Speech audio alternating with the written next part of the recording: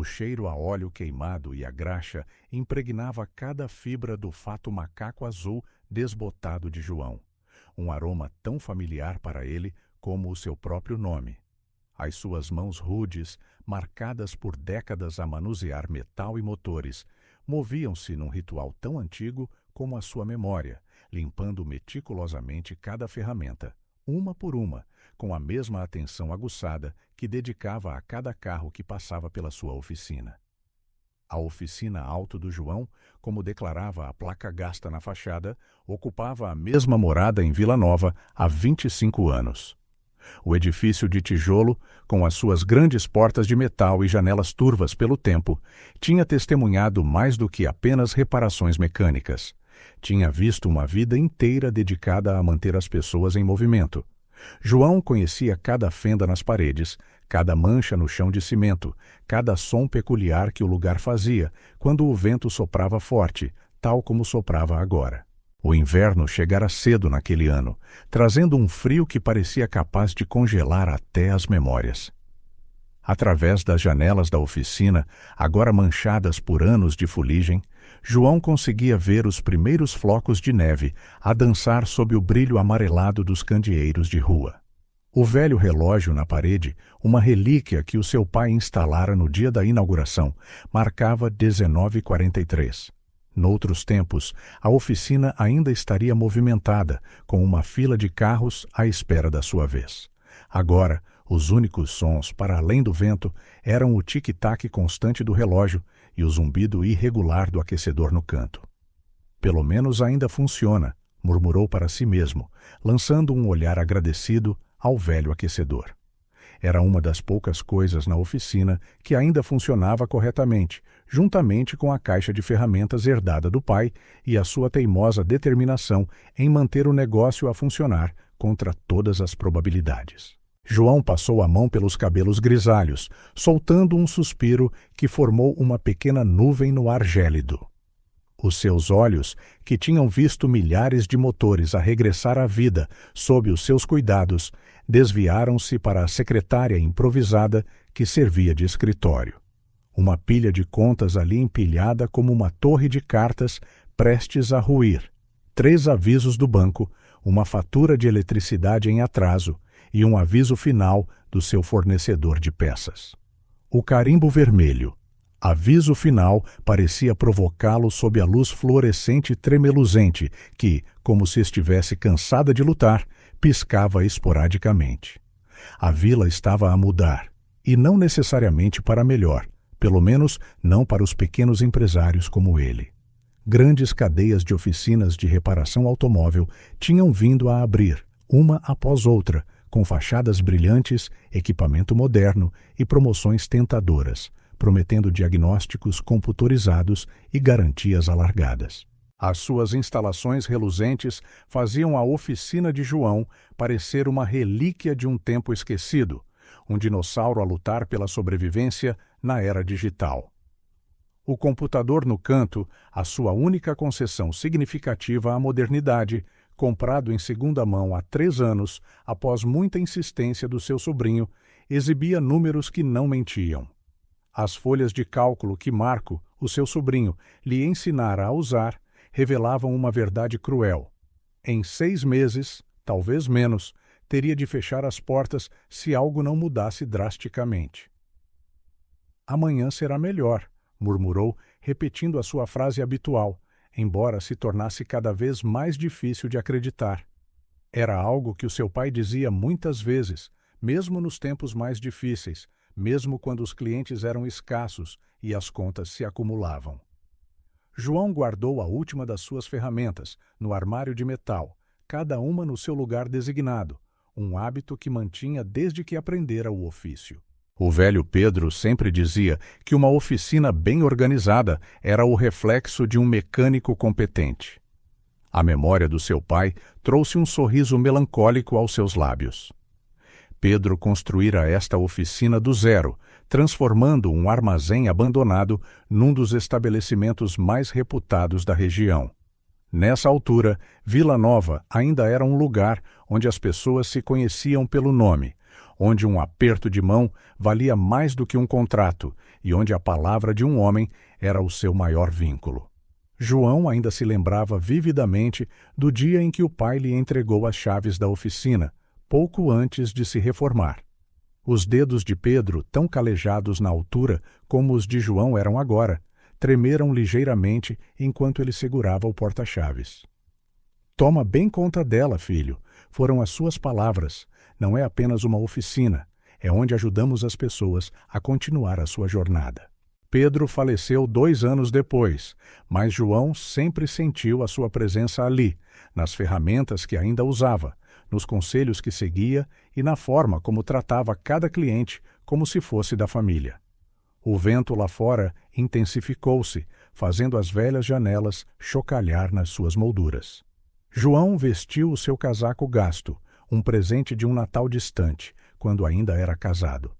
O tecido puído ainda guardava um pouco do perfume de Catarina, ou talvez fosse apenas a sua imaginação. Ela partira há 5 anos, cansada das constantes preocupações financeiras e da rotina interminável.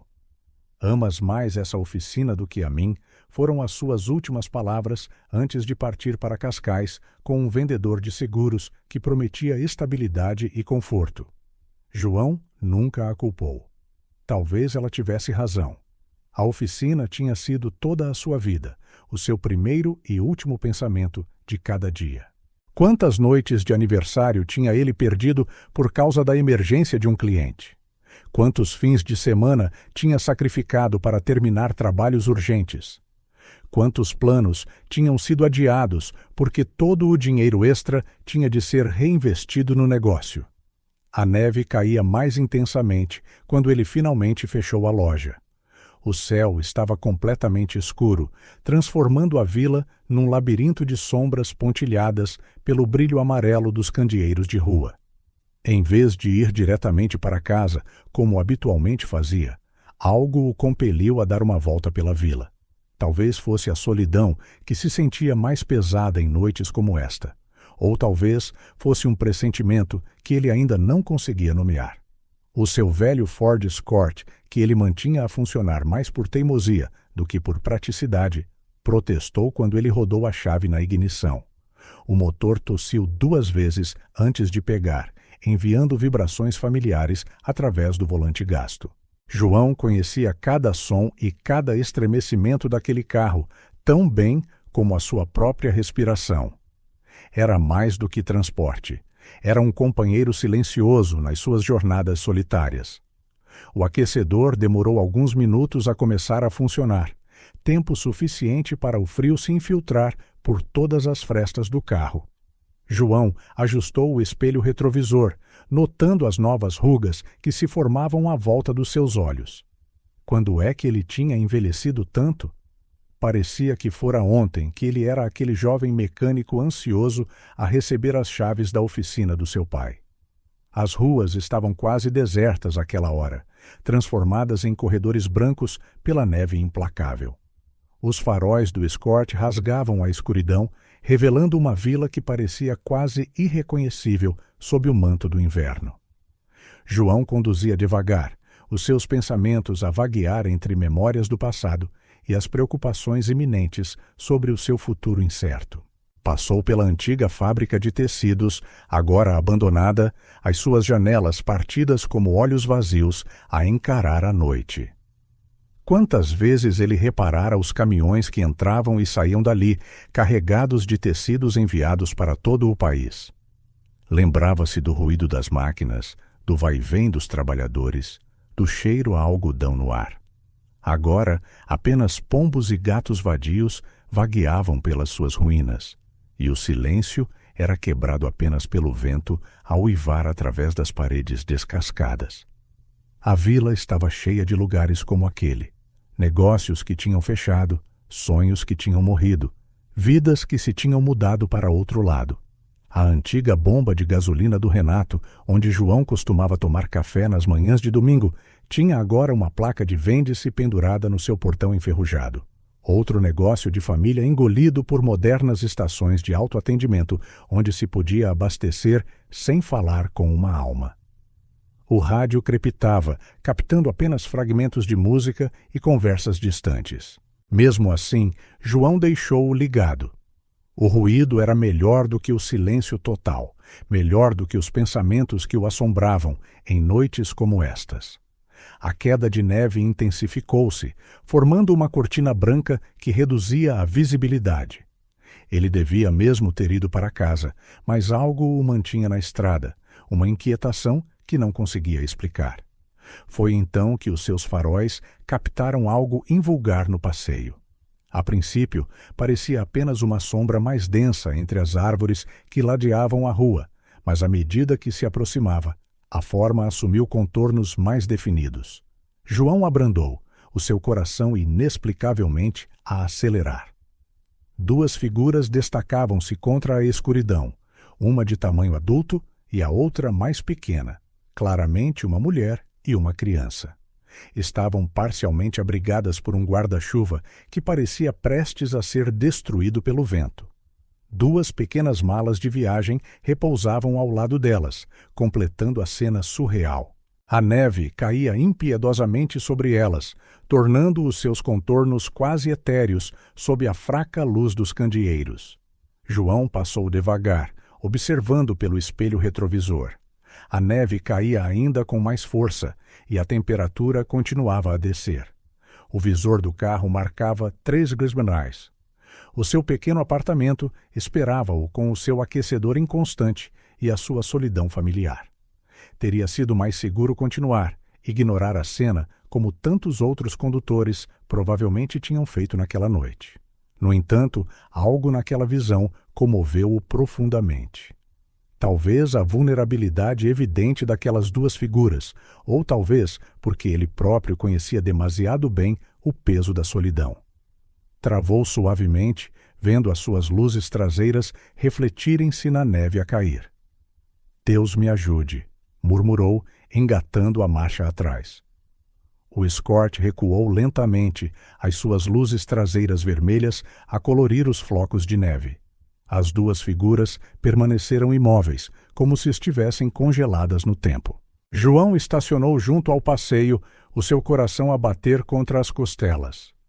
Nos seus 50 e poucos anos de vida, ajudara dezenas de pessoas com problemas no carro em estradas desertas, mas isto era diferente. "Precisa de ajuda?" perguntou através da janela aberta, tentando manter a voz o mais suave possível. A mulher ergueu o rosto e João pôde ver as suas feições delicadas mais claramente, embora estivessem marcadas por uma fadiga evidente. Os seus olhos verdes, quando encontraram os dele, mostravam uma mistura complexa de cautela, desespero e algo mais, algo que ele não conseguia decifrar. O seu cabelo escuro, salpicado de neve, emoldurava um rosto que, em diferentes circunstâncias, seria jovial, mas que agora parecia pesado pela preocupação. Estamos apenas à espera de alguém", respondeu ela, o seu sotaque sugerindo que poderia ser de outra região. A menina ao seu lado, que não devia ter mais de 4 anos, agarrou-se com mais força às pernas da mãe. Caracóis dourados escapavam de um gorro cor-de-rosa desbotado, e os seus grandes olhos azuis estudavam João com uma mistura de medo e curiosidade. João reparou nas 2 malas de viagem gastas ao lado delas e em como ambas tremiam de frio. O guarda-chuva mal as protegia, as suas varetas partidas em alguns pontos e o tecido rasgado. Com este tempo, não é seguro ficar aqui fora. A menina tossiu, um som pequeno mas preocupante que ecoou na rua deserta. A mulher abraçou-a com mais força, sussurrando palavras tranquilizadoras que se perderam no vento. As suas mãos vermelhas de frio ajustaram delicadamente o cachecol da criança. "O meu nome é João", apresentou-se ele, desligando o motor. O silêncio súbito fez o vento e a neve a cair soarem mais alto. "Sou mecânico. A minha oficina fica a poucas ruas daqui. Posso mostrar-lhe a minha identificação, se quiser." A hesitação da mulher era palpável e João não a culpava. Os tempos eram tais que a desconfiança era uma tática de sobrevivência. Ele conseguia ver o conflito nos seus olhos, o medo de confiar num estranho a lutar com a necessidade desesperada de ajuda. Isabel, disse ela finalmente, a sua voz pouco mais que um sussurro. E esta é a Sofia. Sofia olhou para João, os seus grandes olhos azuis como um céu de verão, um forte contraste com a noite gelada à sua volta. Um floco de neve pousou no seu pequeno nariz, fazendo-a pestanejar de surpresa. Por um breve momento, apenas um momento, João vislumbrou a criança despreocupada que ela deveria ser em circunstâncias normais, feliz, sem preocupações, cheia de vida. Isabel acenou com a cabeça, mordendo o lábio. Ficaremos bem, insistiu ela, mas a sua voz tremia tanto como o seu corpo. Os seus olhos perscrutavam constantemente a rua, como se procurassem algo ou alguém nas sombras projetadas pelos candeeiros. João olhou para o céu, onde a neve caía cada vez mais densa. Os flocos dançavam sob a luz dos candeeiros, criando uma cortina branca que isolava esta pequena secção do passeio do resto do mundo. Ele pensou no seu modesto apartamento, no aquecedor temperamental, na solidão que o aguardava. Pensou na sua própria filha, Maria, que não via há anos, e em como gostaria que alguém a ajudasse se ela estivesse numa situação semelhante. Eu moro aqui perto, disse ele, surpreendendo até a si mesmo com a decisão que estava a tomar. Não é muito, mas tenho um sofá-cama e aquecimento. Podia? Parou, percebendo como aquilo poderia soar a uma mulher sozinha com uma criança numa noite como esta. Isabel estudou o seu rosto por um longo momento e João permaneceu imóvel, deixando-a ver nada mais do que a verdade. Um homem de meia idade, cansado e preocupado, a oferecer ajuda da única maneira que sabia. As rugas à volta dos seus olhos, as suas mãos calejadas visíveis no volante, o fato macaco de trabalho gasto por baixo do casaco. Tudo contava a história de uma vida simples e honesta. Uma rajada de vento mais forte varreu a rua, fazendo Sofia tremer violentamente. O guarda-chuva finalmente cedeu, uma das suas varetas partindo-se com um estalido que pareceu ecoar na noite. Aquele momento, mais do que qualquer outra coisa, pareceu fazer Isabel decidir-se. Tenha certeza de que não seremos um fardo? A sua voz carregava uma mistura de esperança e apreensão, como se cada palavra fosse cuidadosamente pesada antes de ser dita. Não, fardo nenhum, garantiu João, saindo do carro para pegar nas malas. Além disso, a minha consciência não me deixaria dormir, sabendo que vocês, as duas, estavam aqui fora com este tempo. As malas eram surpreendentemente leves quando ele as levantou, como se tivessem sido apressadamente feitas com apenas o essencial. Ele também reparou que eram de alta qualidade, bagagem cara, embora mostrassem sinais de uso intenso recente, outro detalhe que não se encaixava bem no quebra-cabeças, de quem poderiam ser Isabel e Sofia. O caminho até ao seu apartamento foi silencioso, quebrado apenas pelos seus passos na neve recém-caída e pela respiração pesada ocasional de Sofia, sugerindo que ela lutava tanto contra o frio como contra o cansaço. João guiou-as por becos menos expostos ao vento, escolhendo cuidadosamente a rota mais abrigada. A cada esquina, ele notava como Isabel olhava por cima do ombro, os seus olhos verdes a perscrutar as sombras com uma intensidade que falava de um medo profundo e genuíno. O seu prédio era um dos mais antigos da rua, a sua fachada contando décadas de negligência nas suas fendas e manchas de água. A porta da entrada gemeu quando João a destrancou com uma chave enferrujada. O átrio mal iluminado por uma única lâmpada fluorescente a piscar cheirava a mofo e a produtos de limpeza baratos. É no terceiro andar, explicou ele, começando a subir as escadas. A luz fraca projetava sombras estranhas nas paredes descascadas. O elevador está avariado há meses. Peço desculpa, murmurou Isabel, dizendo que não havia problema, mas João podia ouvir a sua respiração a tornar-se mais pesada a cada passo. Sofia, ainda agarrada à mão da mãe, arrastava os seus pequenos pés em cada degrau, claramente exausta. O seu rosto estava vermelho do frio e a sua tosse ocasional ecoava pela escadaria vazia. No terceiro andar, João parou em frente ao apartamento 302, uma das 4 portas que davam para um corredor estreito. Os números de metal estavam tortos e a tinta estava a descascar nos cantos, mas a fechadura era nova, um dos poucos luxos que ele se permitira nos últimos anos, depois de uma onda de assaltos no bairro o ter feito reconsiderar a sua segurança. "É aqui", anunciou ele, abrindo a porta. Estava escuro lá dentro, mas ele podia sentir o olhar avaliador de Isabel a absorver os arredores enquanto ele procurava o interruptor da luz. Não é muito, mas é quente. A luz revelou uma pequena sala de estar, limpa, embora esparsamente mobilada. Um sofá-cama bem gasto, mas bem conservado, ocupava a parede principal, ladeado por um velho cadeirão que pertencera ao seu pai, uma das poucas peças que João guardara depois de Catarina ter partido. Uma modesta televisão estava pousada num suporte improvisado, feito de caixotes de madeira que ele salvara da oficina e lixara. Na parede, várias fotografias a preto e branco retratavam carros clássicos e um João mais jovem a trabalhar neles. Eram mais do que mera decoração. Eram marcos da sua vida, momentos capturados em papel que contavam a história da sua oficina, do seu ofício e de quem ele era. Uma das fotos, amarelada pelo tempo, mostrava o seu pai no dia da inauguração, o seu sorriso orgulhoso para sempre congelado naquele momento de esperança e promessa.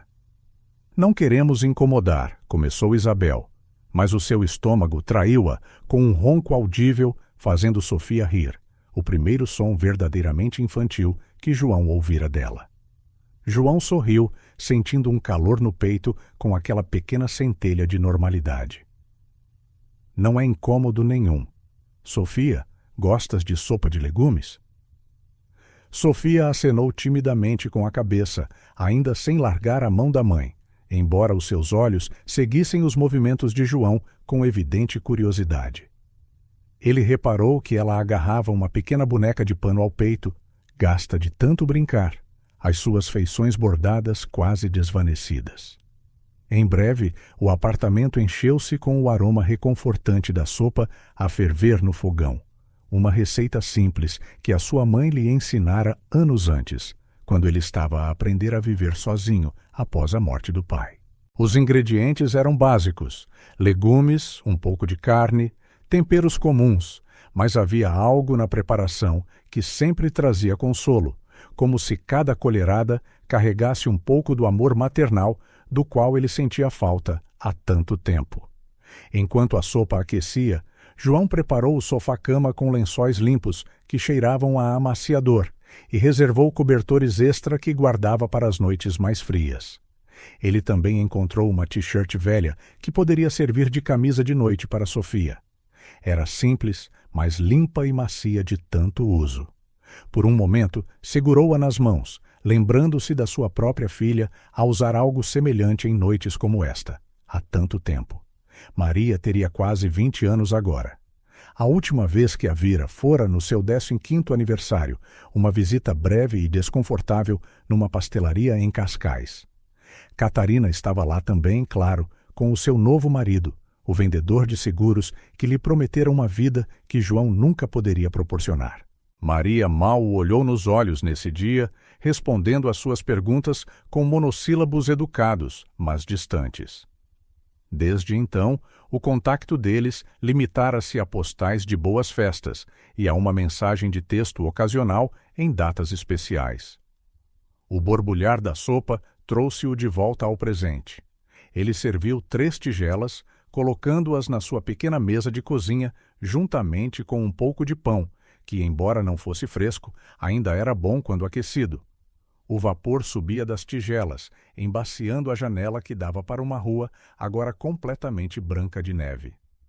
"Isto está delicioso", comentou Isabel após a primeira colherada, as suas bochechas a recuperar um pouco de cor com o calor da refeição.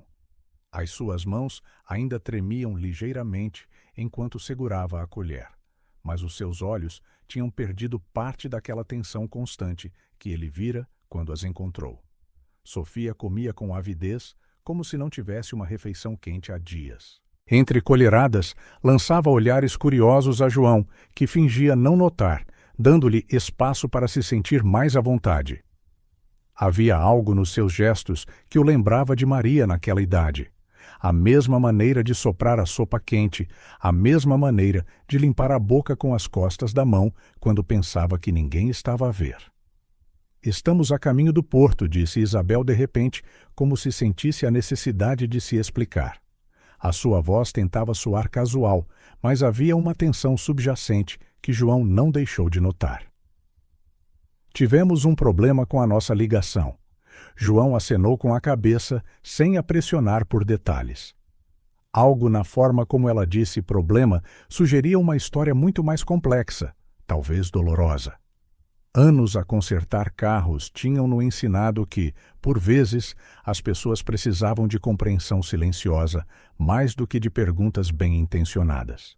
Quantas vezes ele ouvira relatos semelhantes na sua oficina, pessoas com problemas apenas a tentar seguir em frente, deixando para trás vidas que se tinham despedaçado como motores para além da reparação. Terminaram a refeição num silêncio confortável, quebrado apenas pelo tilintar das colheres e pelos bocejos ocasionais de Sofia, que se tornavam mais frequentes. Os seus olhos azuis fechavam-se por períodos mais longos, a sua cabeça a inclinar-se ligeiramente para o lado antes de se forçar a endireitar-se novamente. Isabel notou o cansaço da filha e terminou rapidamente a sua própria refeição. "Vamos preparar-te para a cama, querida", disse ela suavemente, usando um tom verdadeiramente maternal pela primeira vez desde que João as conhecera. João observou enquanto Isabel ajudava Sofia a vestir a t-shirt emprestada, que chegava aos joelhos da menina como um vestido improvisado. A criança mal conseguia manter os olhos abertos durante o processo, murmurando algo incoerente sobre a sua boneca, que ainda agarrava firmemente. Em poucos minutos, Sofia estava a dormir profundamente no sofá-cama, a sua respiração suave e constante, a encher a sala com um ritmo calmante que, de alguma forma, fazia o apartamento parecer menos solitário. Isabel aconchegou suavemente os cobertores à volta da filha, os dedos a demorarem-se nos caracóis dourados espalhados pela almofada. "Queres um chá?" perguntou João em voz baixa, não querendo perturbar a criança a dormir. Isabel hesitou antes de acenar, seguindo-o para a pequena cozinha. O silêncio entre eles, enquanto João preparava o chá, não era desconfortável. Era o tipo de silêncio partilhado por duas pessoas que, embora estranhas, compreendiam a fragilidade da vida e a importância dos pequenos atos de bondade. "Obrigada", disse ela finalmente, envolvendo as mãos na caneca fumegante, como se procurasse não apenas o seu calor, mas também algum tipo de ancoragem na realidade. Não apenas pela comida e abrigo, mas por não fazer perguntas. João observou o vapor subir da sua própria caneca, pensando em todas as histórias que ouvira na sua oficina, das pessoas que vinham à procura de mais do que apenas uma reparação de carro. "Às vezes", respondeu ele suavemente, "a bondade mais importante é saber quando não perguntar." Através da janela da cozinha, eles podiam ver a neve ainda a cair, agora mais suavemente, como se a noite estivesse a acalmar. Os candeeiros de rua lançavam círculos amarelos na brancura lá fora, e ocasionalmente um carro passava lentamente, os seus faróis a cortar a escuridão como lâminas luminosas. O relógio da cozinha marcava quase meia-noite quando João finalmente se dirigiu ao seu quarto, deixando Isabel instalar-se no sofá-cama ao lado da sua filha a dormir. O apartamento mergulhara num silêncio profundo, quebrado apenas pelo ranger ocasional de canos velhos e pelo uivo distante do vento. Deitado na cama, João considerou como a vida podia mudar numa questão de horas. Naquela manhã, ele era apenas um mecânico solitário a lutar para manter a sua oficina aberta. Agora, por uma reviravolta do destino, O seu apartamento era o lar de duas estranhas que carregavam mistérios que ele nem conseguia adivinhar. Então ele ouviu um murmúrio baixo vindo da sala de estar, tão suave que a princípio pensou que era o vento, mas logo reconheceu a voz de Isabel, a falar urgentemente para um telefone, a fazer o seu melhor para se manter calma. Não, ele não nos encontrou. Estamos seguras por agora. Uma pausa. Sim, consegui tirar o suficiente antes de... Não, não posso dizer onde estamos. Outra pausa mais longa. Eu sei que é arriscado, mas não tínhamos escolha. A Sofia está exausta. Não podíamos continuar.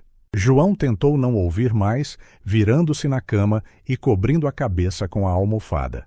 Aquela conversa não era para os seus ouvidos, e quanto menos ele soubesse, melhor. Ainda assim, as poucas palavras que ouviu pintavam um quadro perturbador. Quem era ele? Do que estavam a fugir? O resto da noite passou lentamente. João dormiu intermitentemente, acordando várias vezes com ruídos reais ou imaginários. Nos seus momentos de vigília, pensou na sua própria filha, em como a vida podia ser imprevisível e, por vezes, cruel.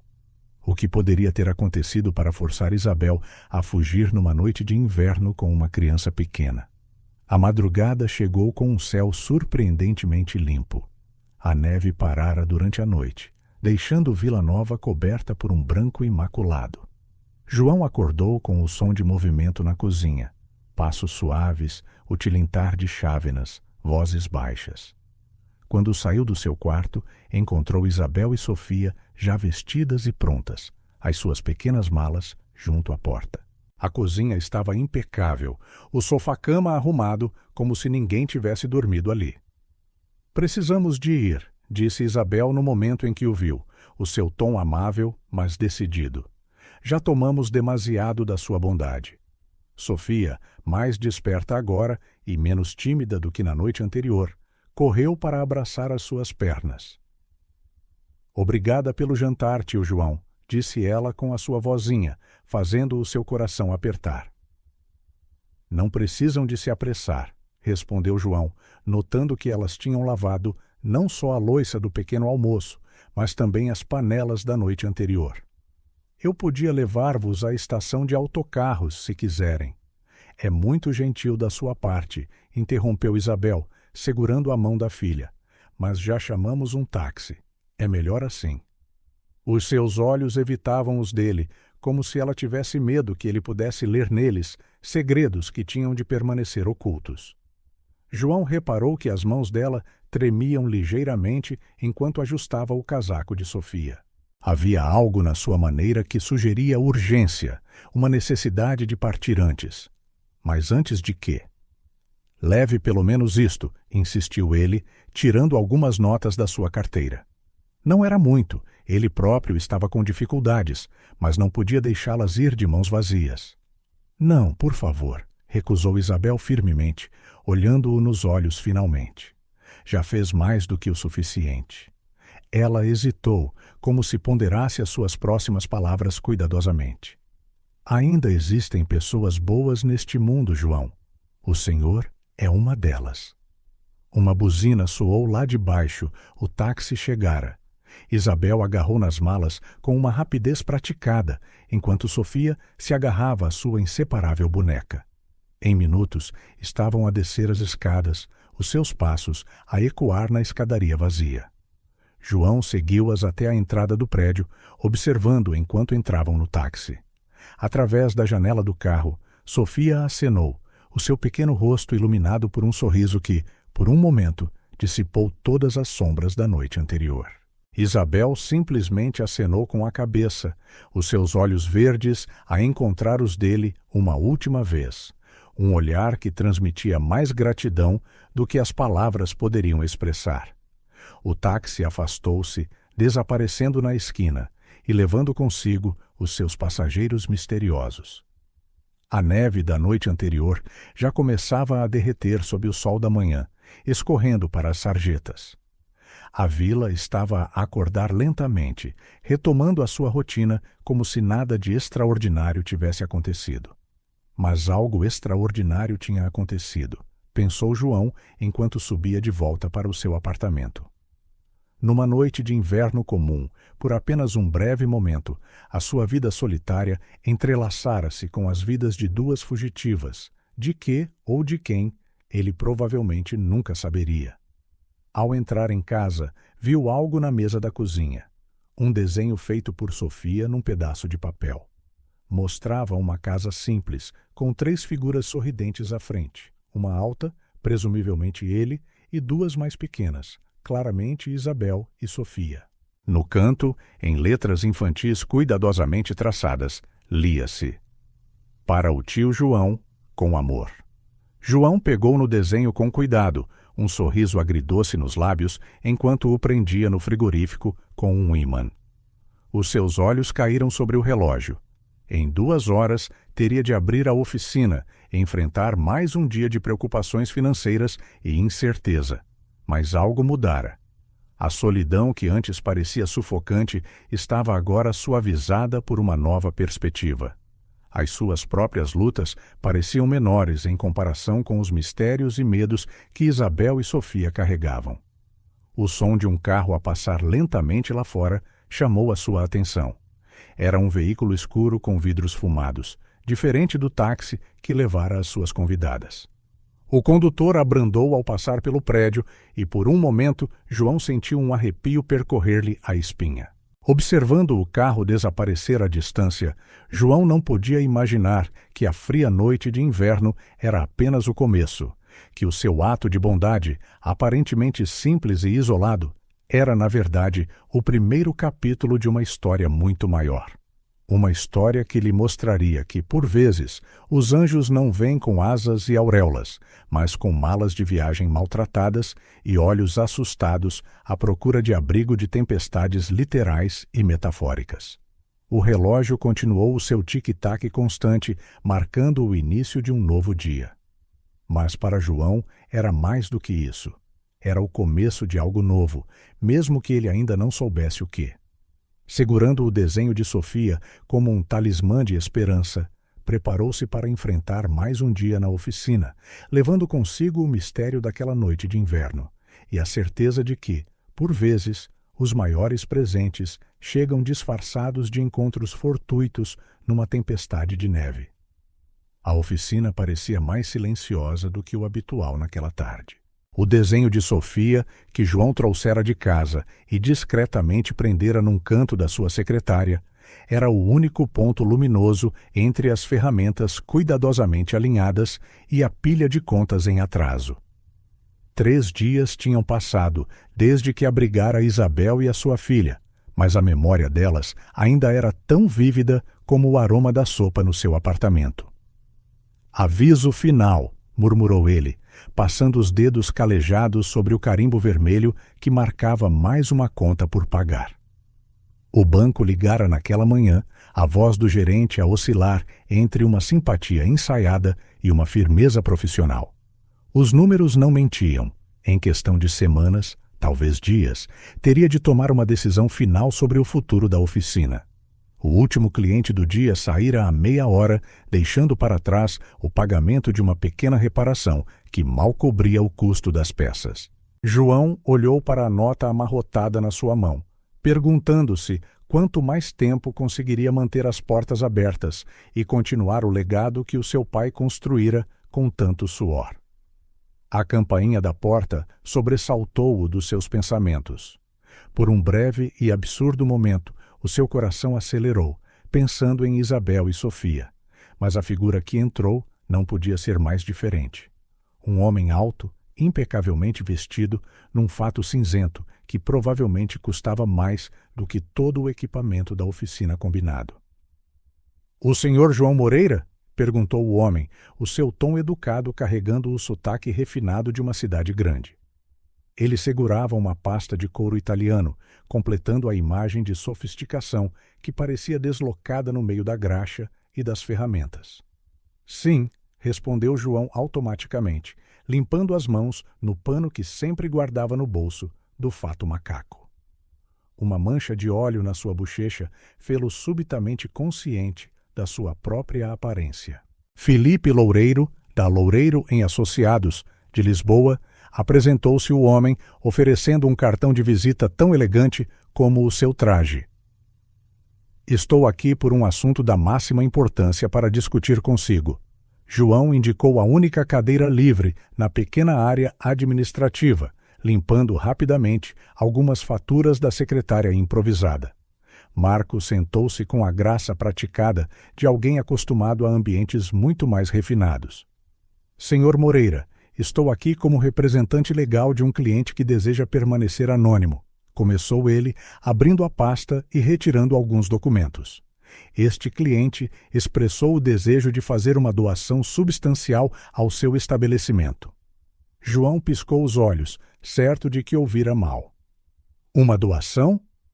Precisamente, Felipe ajustou os seus óculos de aros dourados. A quantia em questão é de 2 milhões de euros. O silêncio que se seguiu foi tão denso que João conseguia ouvir o tic-tac do mesmo velho relógio que o seu pai instalara décadas antes. A sua mente tentava compreender o número, entregue de forma tão casual. Deve estar enganado, conseguiu finalmente dizer. Por que é que alguém...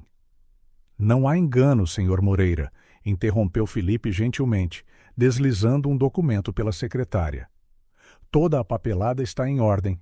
A transferência pode ser feita assim que assinar os formulários necessários. João pegou no documento com as mãos trêmulas. As palavras pareciam dançar diante dos seus olhos. Termos legais, cláusulas, números que pareciam irreais. O seu olhar desviou-se para o desenho de Sofia, e por um momento fugaz, uma suspeita atravessou a sua mente. O doador quer mesmo permanecer anônimo? Isso não é negociável, respondeu Felipe, o seu tom não deixando margem para discussão. O cliente foi muito claro quanto a isso. João voltou a sua atenção para os papéis. Entre os termos legais e as cifras estonteantes, uma linha chamou a sua atenção. Em reconhecimento de atos altruístas de bondade e da preservação de valores humanos fundamentais. Por que eu? A pergunta escapou antes que ele pudesse contê-la. Felipe permitiu-se um pequeno sorriso. O meu cliente acredita que há pessoas que merecem uma segunda oportunidade, pessoas que mantêm vivos certos valores que a nossa sociedade moderna parece ter esquecido. O advogado tirou uma caneta Montblanc do bolso interior do casaco, oferecendo-a a João. A escolha é, claro, sua, mas permita-me notar que oportunidades como esta raramente se apresentam 2 vezes na vida. João olhou à volta da oficina, as ferramentas cuidadosamente organizadas que o seu pai o ensinara a respeitar, as manchas de óleo no chão que contavam histórias de inúmeras reparações, as fotos nas paredes a documentar uma vida dedicada a ajudar as pessoas a seguir em frente. Ele pensou em Isabel e Sofia, em como um simples ato de bondade podia criar ondas muito para além da sua compreensão. Com uma clareza que o surpreendeu, percebeu que não importava realmente quem estava por trás da doação. O que importava era o que ele faria com ela. "Onde assino?" perguntou, pegando na caneta. Felipe guiou-o habilmente através do processo, apontando onde assinar com a precisão de alguém que passara uma vida a lidar com documentos importantes. Quando terminaram, o advogado colocou os papéis de volta na sua pasta, tão cuidadosamente como um joalheiro a manusear pedras preciosas. "Os fundos estarão disponíveis na sua conta dentro de 48 horas", informou, levantando-se. "O meu escritório entrará em contato para ajudar com quaisquer questões administrativas ou fiscais." Antes de sair, Felipe parou à porta, lançando um último olhar a João. "Sabe, senhor Moreira, na minha linha de trabalho é raro fazer parte de algo genuinamente bom. Este é um desses raros momentos." O eco da porta a fechar-se reverberou na oficina vazia. João permaneceu sentado, a olhar para o cartão de visita na sua mão e para o desenho de Sofia na secretária. Lá fora, a luz do sol do final da tarde projetava longas sombras através das janelas empoeiradas, transformando a oficina num caleidoscópio de luz e sombra. Algures na vila, pensou ele. Talvez Isabel e Sofia estivessem seguras agora, a seguir em frente com as suas vidas. Ele nunca teria a certeza se havia uma ligação entre aquela noite de neve e o que acabara de acontecer. E talvez fosse melhor assim. O velho relógio continuava a tic-taquear firmemente, o mesmo som que acompanhara os seus dias desde a infância. Mas pela primeira vez em muito tempo, aquele som já não carregava o peso da preocupação. Em vez disso, parecia marcar o início de algo novo, algo muito para além de simplesmente salvar uma oficina. João levantou-se lentamente, caminhou até a parede onde a foto do seu pai sorria a preto e branco. Sempre disseste que ajudar as pessoas a seguir em frente era mais importante do que apenas consertar carros, murmurou ele para a imagem. Acho que finalmente percebo o que querias dizer, pai. Com uma respiração profunda, voltou à sua secretária e começou a fazer algo que não fazia há muito tempo. Planear o futuro. Ideias tomaram forma na sua mente sobre como usar aquele presente inesperado, não apenas para salvar a oficina, mas para a transformar em algo mais, algo que o seu pai teria orgulho em ver.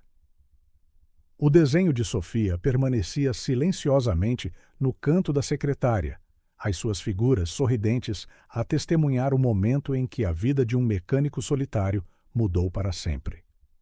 O relógio da oficina marcava 20h47 quando João finalmente colocou os documentos deixados por Felipe Loureiro na sua própria pasta de couro gasta.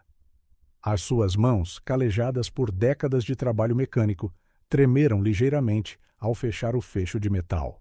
2 milhões. O número dançava na sua mente, impossível de processar totalmente. A oficina, geralmente tão familiar, parecia diferente naquela noite. As sombras projetadas pelas ferramentas penduradas dançavam estranhamente sob as luzes fluorescentes tremeluzentes. O cheiro a óleo e metal, normalmente um perfume reconfortante para João, parecia quase avassalador, ou talvez os seus sentidos estivessem aguçados pelo choque da notícia. O cartão de visita do advogado pesava no seu bolso como chumbo, embora fosse apenas papel. João tirou-o novamente, passando os dedos sobre as letras em relevo. Felipe Loureiro. Loureiro em Associados. A morada de Lisboa, em caligrafia elegante, podia muito bem pertencer a outro universo, um de escritórios de luxo e decisões que mudam a vida, tão distante da sua realidade de chaves de fendas e motores avariados. Quando saiu, a noite já caíra completamente sobre Vila Nova. O vento do início da primavera carregava os últimos vestígios do inverno, fazendo-o apertar mais o seu casaco gasto. O seu velho Ford Escort esperava no local de sempre, a sua pintura desbotada a refletir as luzes da rua com um brilho melancólico. O carro protestou como de costume ao ligar, o motor a tossir 2 vezes antes de pegar. João sorriu interiormente. Apesar de toda a riqueza prometida, o seu companheiro de longa data permanecia o mesmo. Talvez isso fosse um sinal, pensou ele, de que algumas coisas nunca deveriam mudar, não importa quão grande uma conta bancária possa crescer. O caminho para casa nunca pareceu tão longo. Cada semáforo vermelho era uma oportunidade para a sua mente divagar, para questionar a realidade do que acontecera. As ruas familiares de Vila Nova passavam como um filme em câmara lenta, cada montra familiar parecendo agora diferente sob o brilho das suas circunstâncias alteradas. Passou pela padaria do Mourão, onde comprava o seu pão todas as manhãs. Será que ainda o faria agora que era milionário? O café do Maurício, onde tomava o pequeno almoço há 2 décadas. Como seria entrar ali, sabendo que podia comprar o lugar inteiro se quisesse? A antiga fábrica de tecidos, tapada, as suas janelas partidas como olhos vazios a observar a noite. Quantas histórias como aquela poderiam ser evitadas com o investimento certo no momento certo? No seu apartamento, João não conseguiu dormir. Sentado à mesa da cozinha, com uma chávena de café a arrefecer, espalhou várias folhas de papel e começou a fazer cálculos. Números sobre números, possibilidades infinitas a desdobrarem-se diante dele como um baralho de cartas de tarô, cada uma prometendo um futuro diferente. 2 milhões de euros, o suficiente para salvar a oficina, modernizá-la completamente e ainda deixar uma pequena fortuna. Mas com o dinheiro vinham responsabilidades, decisões, mudanças inevitáveis. Como lidar com tudo isso? Como preservar a essência do que o seu pai construíra enquanto navegava por águas tão desconhecidas? "O que farias, pai?" murmurou ele para o silêncio do apartamento. Os seus olhos fixaram-se no desenho de Sofia, ainda preso ao frigorífico. As 3 figuras sorridentes pareciam observá-lo, como se guardassem um segredo que ele não conseguia decifrar. Inevitavelmente, pensou em Isabel e Sofia novamente. Poderia haver uma ligação entre aquela noite de neve e esta mudança súbita na sua fortuna? O momento era demasiado coincidente para ignorar. Mas se havia de facto uma ligação, por que o secretismo? Por que tanto mistério? À medida que a noite avançava, os pensamentos de João tornaram-se mais profundos. Ele lembrou-se das palavras de Isabel ao telefone. "Não, ele não nos encontrou. Estamos seguras por agora." Quem era ele? E, mais importante, seria este dinheiro parte de algo maior em que ele não deveria envolver-se? Então, os seus olhos caíram na foto do seu pai, aquele sorriso confiante suspenso no tempo, e João sentiu uma certeza a agitar-se no seu peito. Pedro Moreira sempre dizia que as oportunidades muitas vezes vinham disfarçadas de desafios, e a chave era manter o coração aberto e a mente clara. Se este dinheiro estava de alguma forma ligado a Isabel e Sofia, talvez fosse o universo a dar-lhe uma oportunidade de fazer ainda mais bem, de ajudar mais pessoas. Amanhã encontrou João ainda à mesa da cozinha, os papéis agora cobertos de notas, esboços e planos. O seu café há muito que arrefecera, formando um anel castanho no tampo da mesa, um relógio improvisado a marcar a sua insônia produtiva. Ao entrar na oficina nesse dia, João sentiu uma mudança na atmosfera da vila. Talvez fossem apenas os seus próprios nervos, mas ele podia jurar que as pessoas o olhavam de forma diferente. As notícias da sua súbita mudança de fortuna pareciam ter se espalhado como fogo. "Ouvi dizer que tiveste uma visita interessante ontem", mencionou Maurício casualmente, quando João parou para o seu pequeno almoço habitual. O tom do dono do café era despreocupado, mas os seus olhos brilhavam com uma curiosidade mal disfarçada. "Um advogado de Lisboa, certo?" João mexeu o seu café lentamente, escolhendo as palavras com cuidado. "Apenas alguns assuntos legais para resolver", respondeu vagamente, percebendo pela primeira vez como seria difícil manter a privacidade numa vila onde todos se conheciam. A campainha do café tilintou quando mais clientes entraram, e João sentiu o peso dos seus olhares, os murmúrios. Numa pequena vila como Vila Nova, as palavras viajavam mais rápido do que qualquer tecnologia moderna. Até ao final do dia, provavelmente haveria uma dúzia de versões diferentes da sua súbita sorte. De volta à sua oficina, deu por si a ver as suas ferramentas com novos olhos. Cada chave gasta, cada alicate com cabos com fita isoladora, contava uma história de anos de trabalho dedicado, de serviço honesto. Mas agora, com a promessa de milhões, simbolizavam um passado que teria de evoluir. O primeiro catálogo de equipamento moderno chegou pelo correio naquela tarde. Ele pedira-o semanas antes, quando ainda esperava por um pequeno empréstimo para fazer algumas modestas melhorias. Agora, a folhear as páginas brilhantes, já não tinha de se limitar a sonhar. Elevadores hidráulicos de última geração, sistemas de diagnóstico computadorizados, ferramentas especializadas para carros híbridos e elétricos, tudo estava agora ao seu alcance. Mas cada página virada trazia novas preocupações. Não se tratava apenas de comprar equipamento novo. Tratava-se de aprender a usá-lo, de formar pessoas, de reestruturar todo o layout da oficina. A modernização com que sonhava surgia agora como um desafio muito maior do que simplesmente assinar cheques.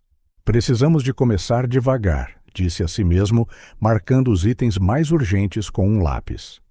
Um novo elevador para substituir o atual que gemia a cada uso. Um sistema de diagnóstico computadorizado básico para parar de perder clientes para as oficinas de franchising e algumas ferramentas especializadas para os modelos de carros mais recentes que entravam com mais frequência.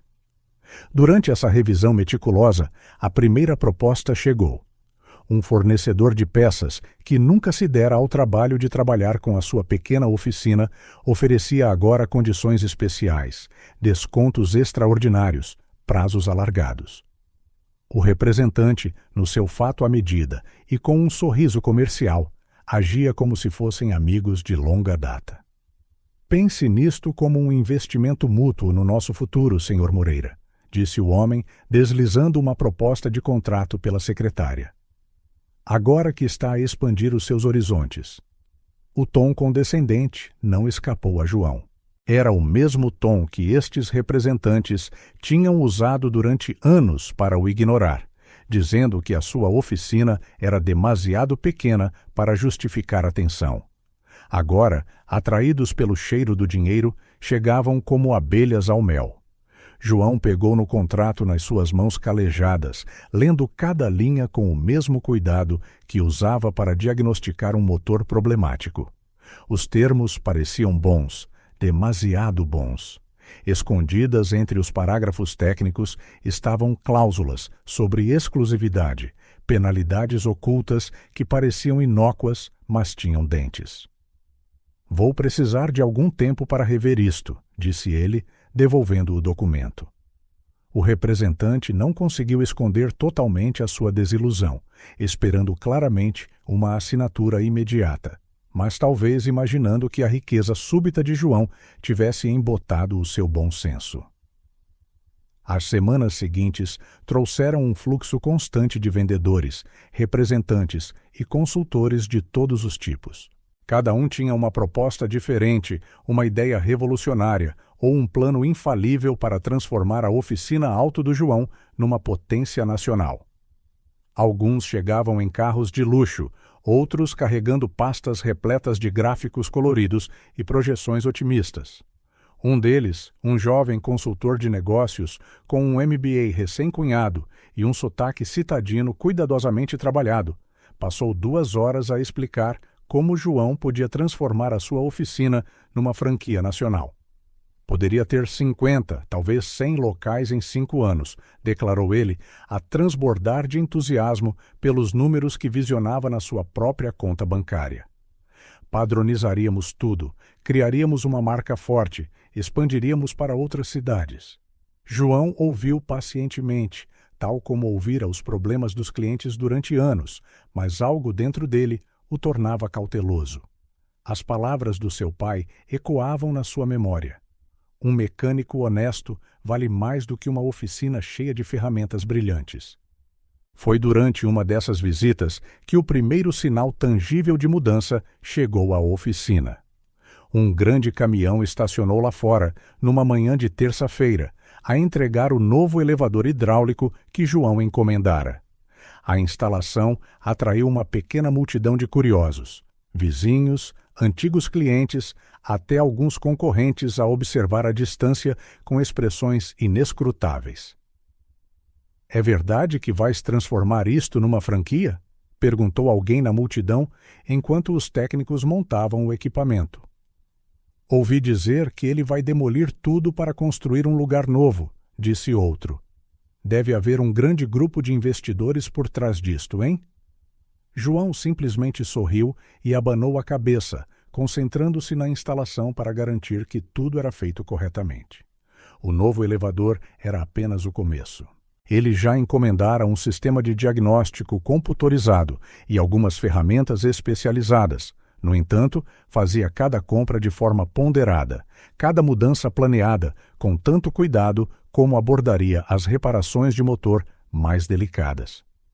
Com o equipamento novo, veio uma nova realidade. Ele precisava de ajuda. Já não conseguia gerir tudo sozinho, especialmente com tecnologia avançada que exigia conhecimento especializado. Contratar funcionários provou ser uma das suas decisões mais desafiadoras até então, não apenas por razões práticas, mas pelo que significava alterar a sua rotina solitária. A primeira contratação foi Marco, o seu sobrinho, que há muito insistia em trabalhar na oficina. Com uma licenciatura em engenharia mecânica e especialização em eletrônica automóvel, ele era essencial para lidar com os novos sistemas. João lembrava-se de Marco em criança, a brincar com carros de brincar no chão da oficina enquanto o seu pai trabalhava. Agora, aos 25 anos, ele trazia não só competências técnicas, mas também um entusiasmo contagiante pelo futuro. A seguir, veio Antônio, um jovem estagiário da escola técnica local, cheio de energia e ansioso por aprender. João conheceu-o por acaso, quando o rapaz parou à procura de um possível estágio. Havia algo nos olhos de Antônio, uma mistura de determinação e humildade que lembrava João de si mesmo décadas antes. Finalmente, Clara, uma assistente administrativa recomendada por um antigo cliente, juntou-se para tratar da crescente papelada. Aos 45 anos, divorciada e com 2 filhos na faculdade, ela trazia uma valiosa experiência de vida e um jeito metódico para organizar tarefas. A sua abordagem prática tornou-se em breve indispensável para o funcionamento diário da oficina.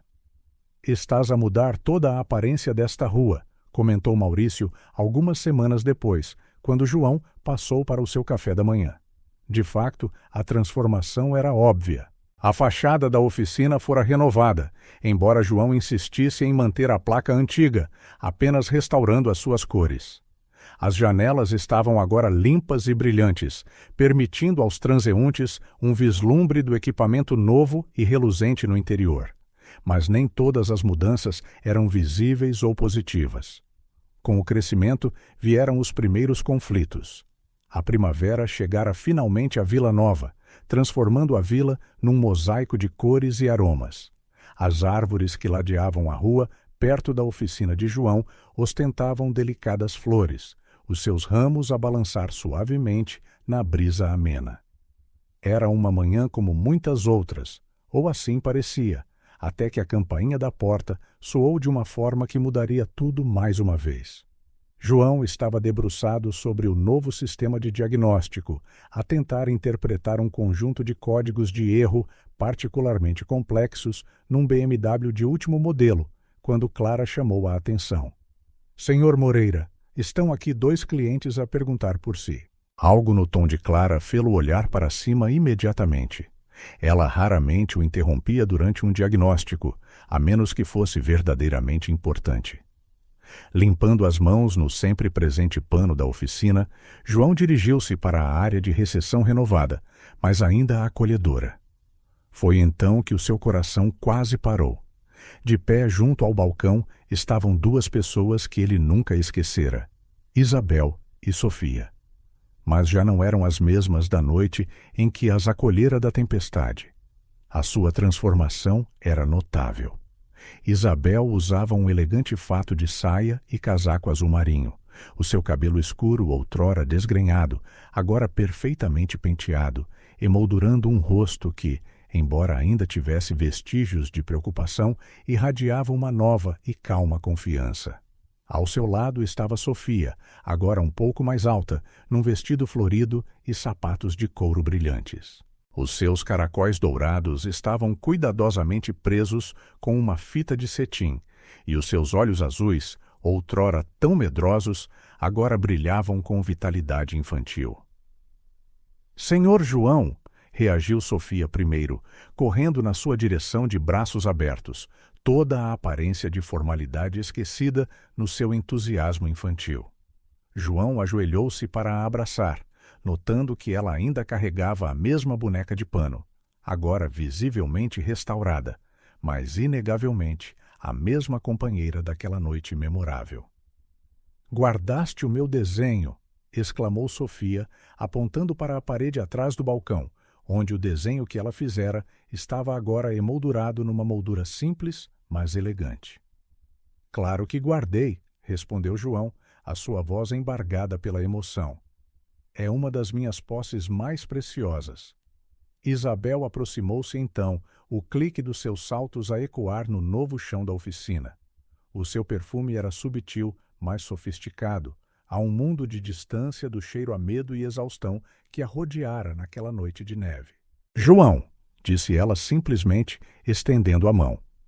Mas em vez de a apertar, João puxou-a para um breve e caloroso abraço. É bom ver-vos a ambas, disse ele, ciente de como os seus funcionários observavam a cena com curiosidade indisfarçável. Vamos para o meu escritório? O escritório de João era uma das poucas áreas na oficina que mantinha a sua simplicidade original, embora agora apresentasse equipamento informático moderno e ar-condicionado. As paredes ainda ostentavam as mesmas fotografias antigas, incluindo a do seu pai no dia da inauguração. Não mudaste nada, observou Isabel, percorrendo a sala com um sorriso nostálgico. Algumas coisas não precisam de ser mudadas, respondeu João, indicando cadeiras para elas. Mas vocês, as duas, estão maravilhosas. Isabel acenou, acomodando Sofia no seu colo. Estamos mesmo. Na verdade, João, vim por duas razões. Primeiro, para agradecer e, segundo, para explicar. João levantou a mão. Não me deves nenhuma explicação. Devo sim, insistiu Isabel, especialmente depois de... Ela gesticulou vagamente na direção da oficina renovada, visível através da janela do escritório. Depois de tudo. E assim, Isabel começou a sua história. Sofia brincava distraidamente com a sua boneca, aparentemente alheia à conversa dos adultos, embora ocasionalmente levantasse os olhos com vivo interesse.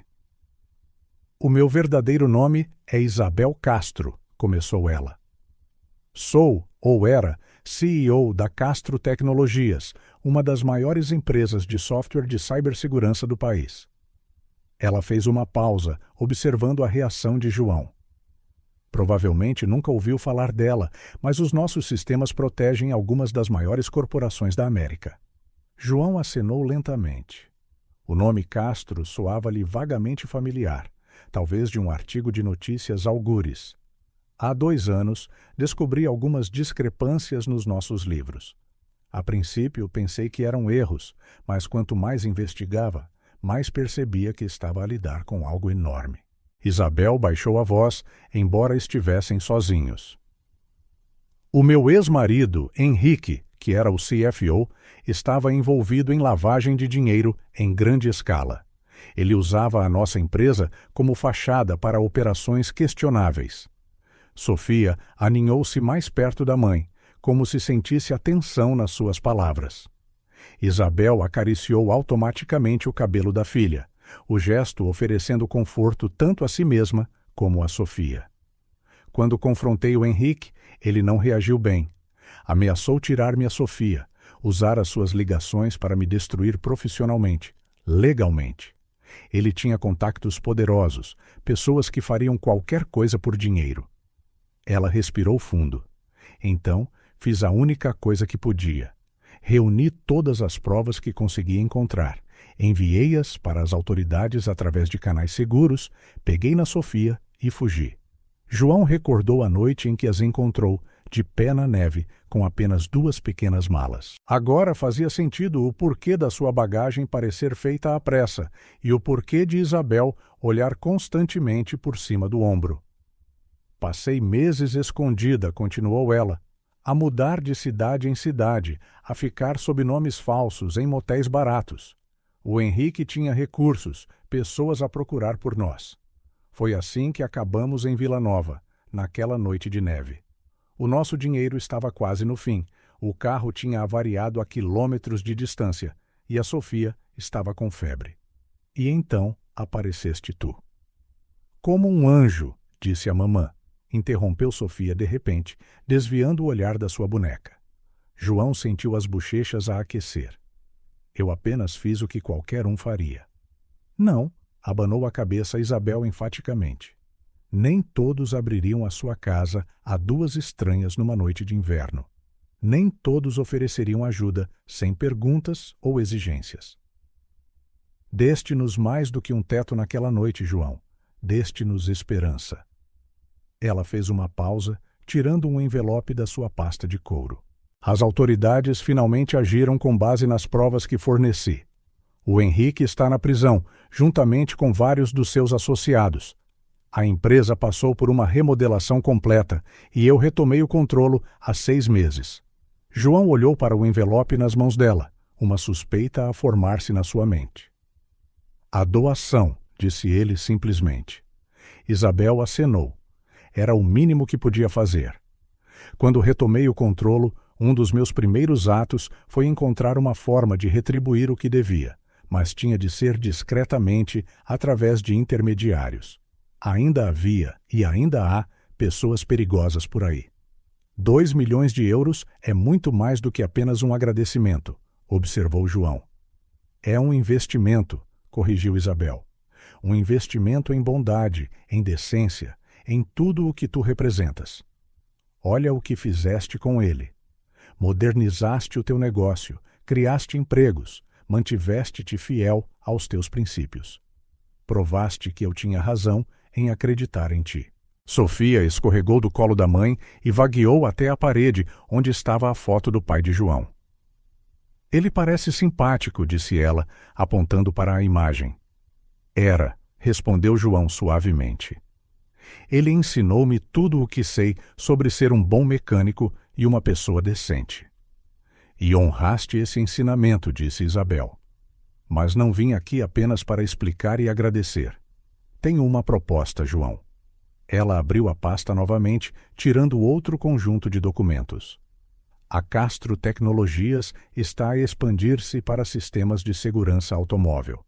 Precisamos de parceiros de confiança, oficinas que possam servir como centros de excelência para instalar e manter esses sistemas. João pegou nos documentos, folheando-os. Eram especificações técnicas avançadas, planos de expansão e propostas de parceria. Não estou a pedir uma resposta imediata, continuou Isabel. Sei que é uma decisão significativa, mas gostaria que a considerasses. A tua oficina poderia ser o nosso primeiro parceiro oficial fora de Lisboa. Sofia, de volta ao lado da mãe, levantou a sua boneca. Olha, tio João, a Margot está toda arranjada. A mamã mandou a consertar, tal como tu consertas carros. João sorriu para a criança, notando as costuras cuidadosas na boneca. Os mesmos remendos, mas agora reforçados com pontos arrumados, o seu vestido limpo e passado, o seu cabelo de lã penteado. Algumas coisas não precisam de ser substituídas, disse ele. Só precisam de cuidado e atenção para continuar. Isabel sorriu, compreendendo a metáfora. Exatamente. Por isso te quero como parceiro, João. Aprecias o valor das coisas e das pessoas. Não é apenas negócio. O resto da manhã passou rapidamente, preenchido com discussões técnicas sobre a parceria proposta e momentos mais leves. Sofia insistiu em fazer um novo desenho para pendurar ao lado do antigo, desta vez representando a oficina modernizada com o seu novo equipamento. As suas habilidades artísticas tinham melhorado significativamente, mas ainda mantinham aquele doce encanto infantil. Quando finalmente se despediram, era quase hora do almoço. Um motorista esperava por eles lá fora, num carro discreto, mas elegante.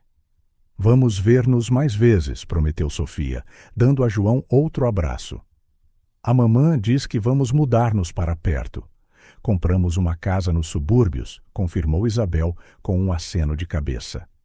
Vila Nova parece um bom lugar para começar de novo, não achas? João observou-as a entrar no carro, Sofia a acenar entusiasticamente pela janela até dobrarem a esquina. A oficina parecia diferente agora, como se o regresso delas fechasse um círculo, completando uma história iniciada naquela noite de neve. Clara apareceu ao seu lado, segurando uma chávena de café. Então, eram elas, disse ela simplesmente. Não era uma pergunta. Sim, respondeu João, pegando na chávena. Eram elas. E a doação? João sorriu, bebendo o café. Algumas histórias é melhor guardá-las no coração, Clara. Voltando ao trabalho, João sentiu algo dentro de si mudar. As dúvidas que por vezes ainda o assombravam sobre as suas decisões, sobre o futuro da oficina, tinham se dissipado.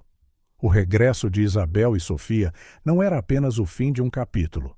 Confirmava que ele tinha feito as coisas certas, que a bondade e a integridade ainda tinham lugar no mundo dos negócios.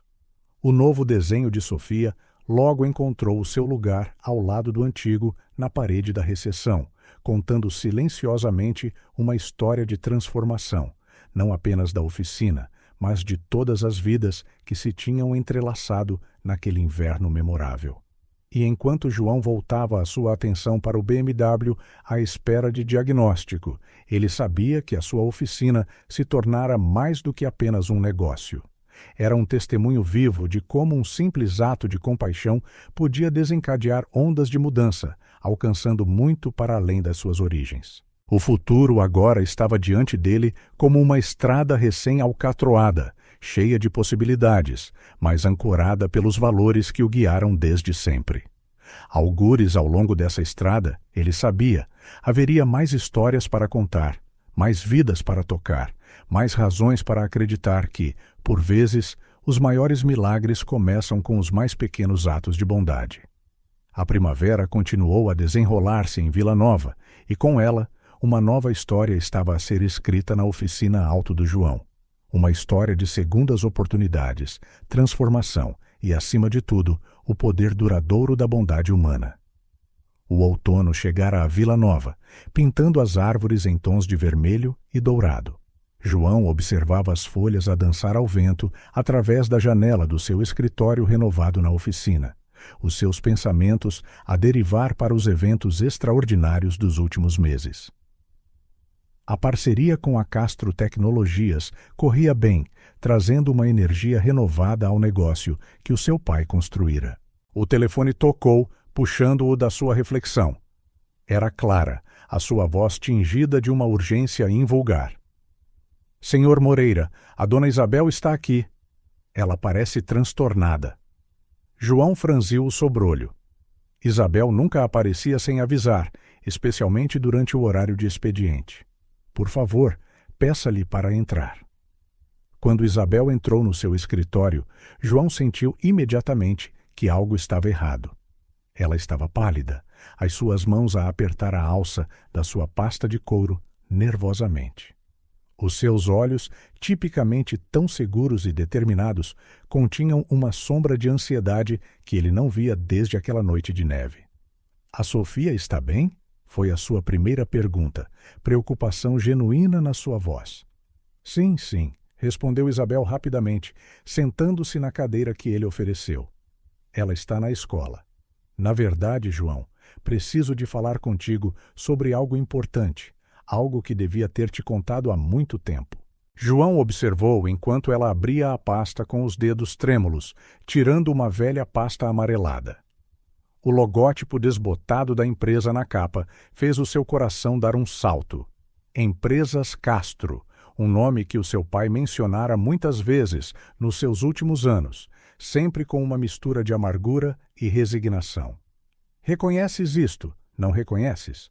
Perguntou Isabel suavemente, notando a sua reação. João acenou lentamente. — O teu apelido?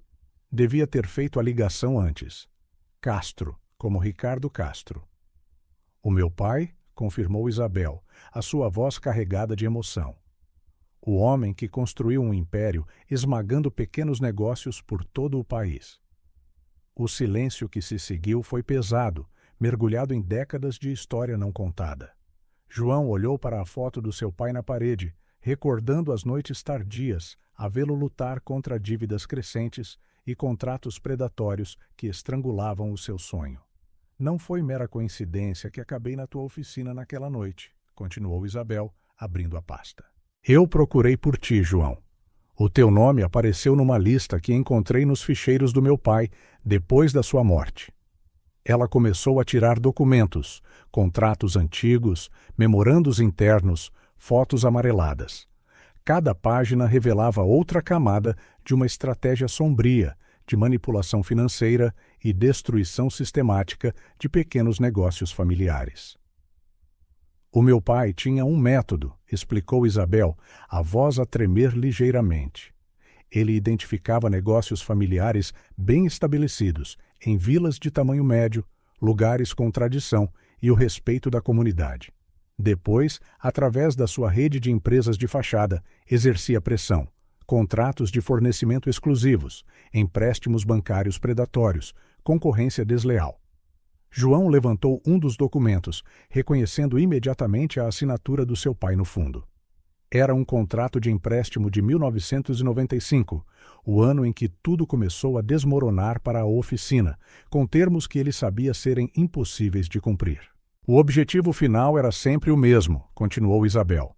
Forçar os proprietários a vender por uma fração do valor real, depois revender o terreno ou converter os negócios em partes de cadeias maiores. Eu lembro-me, disse João em voz baixa, a sua voz firme e subjugada. 1995 foi o ano em que os nossos verdadeiros problemas começaram. Fornecedores cancelaram contratos de longa data. Depois o banco, inexplicavelmente, aumentou as nossas taxas de juro. O meu pai? Ele fez uma pausa, controlando as suas emoções. O meu pai lutou até o fim, mas cada dia trazia uma nova batalha. Isabel tocou-lhe suavemente no braço. O teu pai foi um dos poucos que se manteve firme, João. Ele recusou-se a vender e continuou a lutar, mesmo quando todas as probabilidades estavam contra ele. É por isso que o teu nome estava especialmente anotado nos ficheiros do meu pai. Um exemplo de teimosia provinciana, como ele costumava dizer. Pedro Moreira não era teimoso, respondeu João com uma ponta de orgulho. Ele era honesto. Acreditava que um negócio era mais do que lucro, era sobre pessoas, sobre comunidade. Eu sei, disse Isabel tristemente. E essa mesma honestidade é o que vi em ti naquela noite de neve. A mesma vontade de ajudar, sem perguntas ou expectativas. Ela tirou ainda outro documento, mais recente. Quando comecei a investigar os negócios do meu pai após a sua morte, descobri a extensão do dano que ele causou. Dezenas de famílias arruinadas, vidas destruídas, sonhos desfeitos. Decidi usar a minha herança para tentar reparar alguns dos seus erros. Daí a doação, murmurou João, as peças finalmente a encaixarem-se. Sim, confirmou Isabel. Mas não foi apenas caridade ou culpa, João. Foi justiça. O teu pai manteve-se firme até o fim, mantendo a sua integridade, mesmo quando tudo estava contra ele. E tu continuaste o seu legado, mantendo a oficina viva contra todas as probabilidades. Ela fez uma pausa, respirando fundo, antes de continuar. Quando descobri as atividades ilegais do meu ex-marido na Castro Tecnologias, percebi que estava a seguir os passos do meu pai, a usar poder e dinheiro para destruir vidas. Foi então que decidi que tudo tinha de mudar, começar de novo. João levantou-se, caminhando até a janela. Lá fora, a oficina fervilhava de atividade.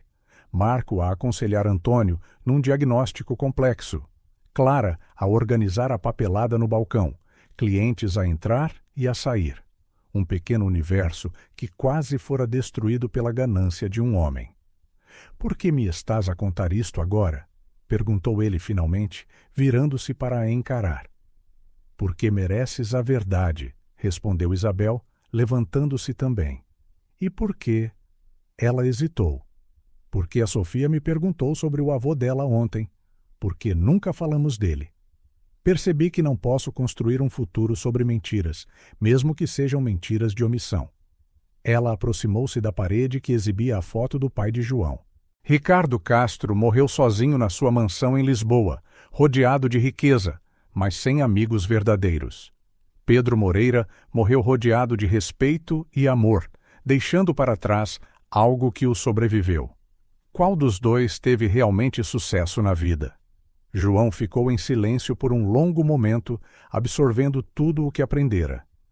Tantas coisas faziam agora sentido. As dificuldades inexplicáveis que o seu pai enfrentara, os contratos perdidos, as portas que se fechavam sem motivo aparente. O teu pai pode ter tentado destruir esta oficina, disse ele por fim, mas no final foi a filha dele que a salvou. Há uma certa poesia nisso, não há? Isabel pareceu surpreendida, não esperando aquela reação. Não estás zangado? Zangado contigo? João abanou a cabeça. Como poderia estar? Não és responsável pelas ações do teu pai, Isabel. O que importa são as tuas próprias escolhas, os teus próprios atos. Ele voltou para a sua secretária, pegando no desenho recente de Sofia, a oficina moderna e movimentada. Olha o que construímos a partir das ruínas que o teu pai tentou criar. Não é isso a prova de que há sempre esperança para a redenção? Lágrimas rolaram pelas bochechas de Isabel. Quando a Sofia e eu chegamos naquela noite, eu não estava apenas a fugir do Henrique. Eu estava a fugir de um legado de destruição. Tu deste-nos mais do que um teto, João. Tu deste-nos uma oportunidade de fazer melhor desta vez. João tirou um lenço da sua gaveta, oferecendo-lhe. Sabes o que o meu pai dizia sempre? Um motor avariado pode ser consertado de duas maneiras. Podes substituir tudo o que está danificado, ou podes descobrir por que é que avariou e consertá-lo da maneira certa. Acho que o mesmo se aplica aos legados. Isabel enxugou os olhos, um leve sorriso a formar-se nos seus lábios. Isso é exatamente o tipo de coisa que a Sofia diria. Ela tem essa sabedoria simples e infantil. Ainda ontem ela me disse que, por vezes, temos de consertar coisas, mesmo que não as tenhamos partido. A tua filha é mais sábia do que muitos adultos, disse João com um sorriso, recordando o primeiro desenho que ela fizera, agora emoldurado na recessão. E tu estás a fazer a tua parte para consertar o que não partiste também. Ainda há tanto para fazer, suspirou Isabel, guardando os documentos antigos de volta na sua pasta. A lista que encontrei, havia dezenas de outros negócios, outras famílias. E vais ajudar tantos quantos puderes, terminou João, não por culpa ou obrigação, mas porque é essa a pessoa que escolhes ser. Uma explosão de risos de crianças entrou pela janela aberta, crianças a caminho de casa da escola, talvez quebrando a tensão na sala e trazendo ambos de volta ao presente. A Sofia perguntou se podíamos ir jantar um dia destes, mencionou Isabel, a sua voz mais leve. Ela diz que sente falta da tua sopa de legumes. João sorriu, lembrando-se daquela primeira noite. Domingo, sugeriu ele. Mesmo apartamento, mesma sopa, mas desta vez sem segredos entre nós. Domingo parece perfeito, concordou Isabel, dirigindo-se para a porta. Antes de sair, ela virou-se. João, obrigada por tudo. Não tens de agradecer, respondeu ele simplesmente. Continua a fazer a diferença, como tens feito. Depois de ela sair, João passou um longo tempo a olhar para a foto do seu pai. Tinhas razão, pai, murmurou ele. No final, a honestidade e a bondade vencem sempre, mesmo que leve uma geração ou duas. O resto do dia desenrolou-se normalmente na oficina, mas algo mudara subtilmente no ar. Era como se um peso invisível tivesse sido levantado, uma sombra do passado finalmente dispersa pela luz da verdade. Ao fechar a loja naquela noite, João pensou em como a vida tinha uma forma estranha de fechar círculos. A empresa que quase destruíra o sonho do seu pai estava agora, através da filha do falecido proprietário, a ajudar a transformá-lo em algo ainda maior e melhor. Na sua secretária, ao lado do moderno sistema informático que agora usava para diagnósticos, estava a velha chave de fendas que o seu pai estimara. Lembrava-o de que, embora algumas coisas tivessem de mudar, outras, como a integridade, a bondade e a vontade de ajudar, deveriam permanecer sempre as mesmas. O telefone tocou uma última vez antes de ele sair. Era Sofia, a sua voz animada a encher o auscultador. Tio João, a mamã disse que vamos jantar à tua casa no domingo. Posso levar a Margot? Ela também tem saudades da tua sopa. João riu, sentindo o seu coração aquecer. Claro que podes, querida. A Margot é sempre bem-vinda aqui. Depois de desligar, olhou mais uma vez para a foto do seu pai. Vês, pai? Às vezes o bem que fazemos volta para nós das maneiras mais inesperadas. E assim, enquanto o sol se punha sobre Vila Nova, a oficina Alto do João continuava. Não apenas uma história de sobrevivência à adversidade, mas de redenção, renovação e a possibilidade duradoura de consertar não apenas máquinas, mas também corações e legados partidos. Uma por uma, as luzes da oficina apagaram-se, mas a luz da esperança que agora brilhava ali era mais forte do que nunca, porque, por vezes, as maiores vitórias não são sobre derrotar inimigos, mas sobre transformá-los em aliados para construir um futuro melhor. Algures, Pedro Moreira e Ricardo Castro, dois homens que em vida representaram lados opostos de uma batalha, poderiam finalmente encontrar a paz ao saber que os seus filhos encontraram um caminho melhor, um de cura e reconciliação. A noite caiu sobre Vila Nova e, com ela, outro capítulo desta extraordinária história chegou ao fim. Mas, como João bem sabia, cada fim é apenas o começo de algo novo, e este novo começo prometia ser mais brilhante do que qualquer um poderia ter imaginado. O café do Maurício exalava o aroma reconfortante de croissants recém-assados naquela manhã de domingo. Um dos poucos negócios familiares restantes, o lugar mantivera o seu charme original, com mesas de madeira polida e um balcão à moda antiga, onde o próprio Maurício ainda servia os seus clientes de longa data. João e Isabel escolheram uma mesa discreta no canto, perto de uma janela com vista para a rua principal. Sofia, absorvida no seu novo caderno de esboços, levantava ocasionalmente os olhos para observar os peões que passavam, adicionando-os às suas criações artísticas. Passei a semana a rever ficheiros antigos, comentou Isabel, mexendo o seu café pensativamente. Cada pasta conta uma história diferente de resiliência, como a do teu pai. Houve outros que se recusaram a ceder. João acenou, os olhos a percorrer a decoração familiar do café. O Maurício contou-me recentemente como o pai dele lutou para manter este lugar aberto. Tiveram anos difíceis, mas ele estava determinado a preservar o legado da sua família. Estas cortinas sempre foram azuis, tio João? Perguntou Sofia de repente, o seu lápis de cera azul a pairar sobre o papel. Maurício, a passar com um tabuleiro de café, parou para responder. Desde 1962, minha querida. A minha mãe cozeu-as à mão quando o café abriu. Desbotaram um pouco, mas não consigo desfazer-me delas. São perfeitas assim como estão, declarou Sofia com confiança, voltando ao seu desenho com renovado entusiasmo. Isabel tirou um pequeno caderno da sua bolsa, já cheio de notas meticulosas. Encontrei mais de 30 casos, só aqui em Vila Nova. Pequenos negócios, histórias de família, sonhos interrompidos. Cada um merece ser reconhecido e lembrado. Como a Dona Rosa, recordou João. Ainda a vejo às vezes, a cuidar das flores no seu jardim. Nunca soube que ela teve a sua própria florista. Na mesma rua da tua oficina, confirmou Isabel, onde está agora aquela loja de departamentos. Ela aguentou 3 anos, mas no final, a sua voz tremeu ligeiramente. Sofia, sempre perceptiva ao humor da sua mãe, estendeu a mão para tocar no seu braço. Podíamos plantar flores na oficina do tio João, mamã, como no jardim da Dona Rosa. A sugestão inocente da criança fez ambos os adultos sorrir.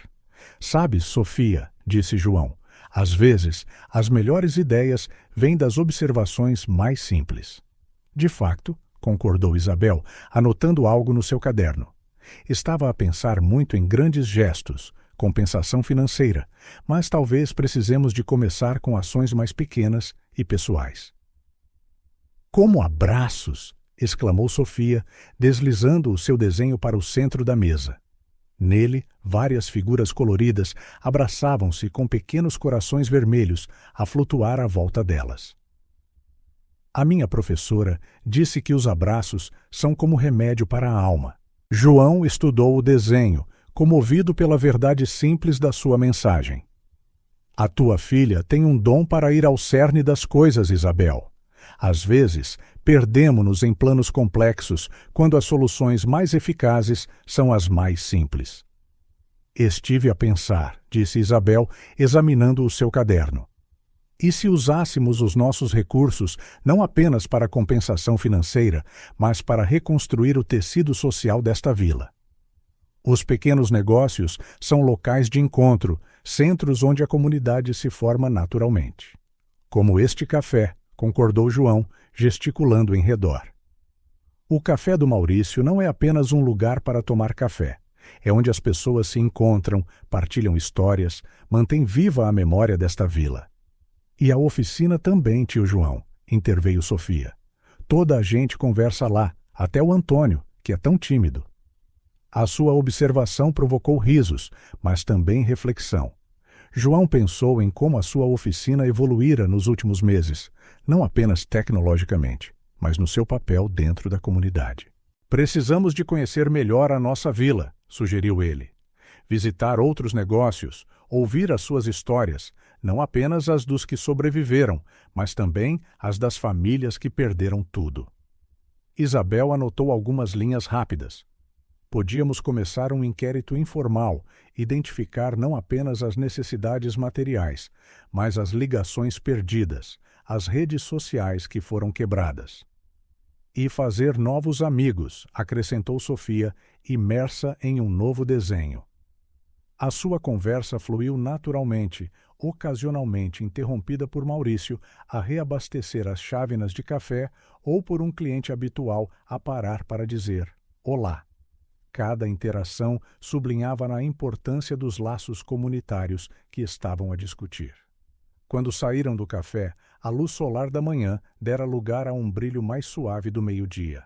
Ao voltar para a oficina, João notou como cada estabelecimento por que passavam continha a sua própria história. O que mais me impressiona, comentou ele, é como cada pequeno negócio contribui para a comunidade à sua maneira. Não se trata apenas de produtos ou serviços. Isabel, segurando a mão de Sofia enquanto ela saltitava alegremente sobre poças de água, acenou. É sobre pertença, criar espaços onde as pessoas se sintam bem-vindas. De volta à oficina, enquanto Sofia se instalava na sua pequena secretária para continuar a desenhar, João e Isabel retomaram a sua troca de ideias.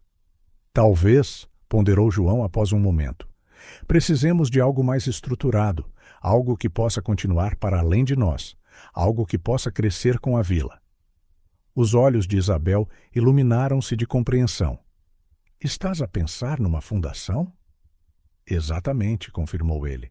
Um lugar para reunir recursos, conhecimento e boa vontade de forma organizada. Sofia, aparentemente a ouvir enquanto desenhava, ergueu a sua mais recente criação. Uma grande casa colorida com muitas pessoas reunidas à sua volta. Como uma grande família. Sorriu ela orgulhosamente. João e Isabel trocaram olhares significativos, maravilhados mais uma vez com a visão simples, mas profunda de Sofia. O dia terminou com promessas de futuras reuniões e muitos planos ainda por desenvolver. Ao fechar a oficina, ele refletiu sobre o quanto a sua vida mudara nos últimos meses. De um mecânico solitário que mal mantinha as portas abertas, era agora parte de algo maior, uma potencial fonte de mudança real na vida das pessoas. A fundação seria o próximo passo, um projeto ambicioso que exigia um planeamento cuidadoso e um compromisso total. Mas ao ver Isabel e Sofia partirem, os seus corações a transbordar de esperança e determinação, João sabia que estavam no caminho certo. Afinal, como o seu pai sempre dizia, as maiores jornadas começam com um único passo, dado em boa companhia. E agora, unidos por um propósito comum, estavam prontos para dar esse passo juntos. A antiga fábrica de tecidos fora completamente transformada. As suas paredes, outrora em ruínas, ostentavam agora uma nova camada de tinta em tons suaves. As janelas estilhaçadas tinham sido substituídas por modernos painéis de vidro que deixavam a luz natural inundar o interior. O lugar que outrora simbolizava o declínio industrial de Vila Nova estava prestes a assumir um novo significado. João ajustou a sua gravata, um item que raramente usava, enquanto observava os preparativos finais para o lançamento da Fundação Moreira Castro. O grande salão do Rés do Chão estava preparado para a cerimônia, com cadeiras dispostas em semicírculo e um pequeno palco improvisado. Nas paredes, fotografias a preto e branco narravam a história da vila, incluindo uma especial de Pedro Moreira em frente à sua oficina recém-inaugurada. Nervoso? Perguntou Isabel, aproximando-se silenciosamente. Ela segurava uma pasta com os documentos oficiais da fundação, o resultado de meses de planeamento meticuloso. Um pouco, admitiu João com um sorriso. Nunca fui bom em discursos. Prefiro o som dos motores ao som da minha própria voz num microfone. Mamã! Sofia correu, o seu vestido novo a esvoaçar à sua volta. A Dona Rosa está aqui e trouxe flores para o palco.